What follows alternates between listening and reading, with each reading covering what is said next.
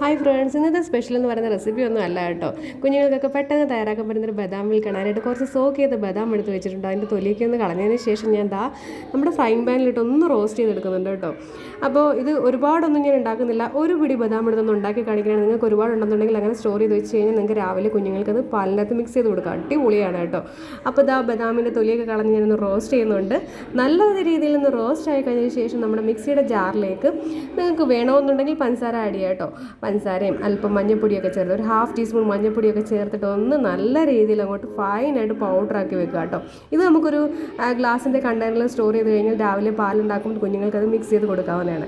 ഇനിയൊന്നുമില്ല, ഒരു ഗ്ലാസ്സിലേക്ക് 2 table spoon അങ്ങോട്ട് ഇട്ട് കൊടുക്കുക. എന്നിട്ട് നല്ല ചൂട് പാൽ അങ്ങോട്ട് ഒഴിച്ചു കൊടുക്കുക കേട്ടോ. അപ്പോൾ ബദാം മിൽക്ക് റെഡി ആയിട്ടുണ്ട്. വളരെ ടേസ്റ്റി ആയിട്ടുള്ളതും ഹെൽത്തി ആയിട്ടുള്ളതുമാണ്. കുഞ്ഞുങ്ങൾക്കൊക്കെ രാവിലെ നമുക്ക് ഉണ്ടാക്കി കൊടുക്കാം. പുറത്തുനിന്ന് ഇപ്പോൾ ഹോർലിക്സും ബൂസ്റ്റും ഒക്കെ ഒന്ന് വാങ്ങിച്ച് വെറുതെ പൈസ കളയണ്ട. കുറച്ച് ബദാം ഉണ്ടെന്നുണ്ടെങ്കിൽ സംഭവം ഈസിയാണ്.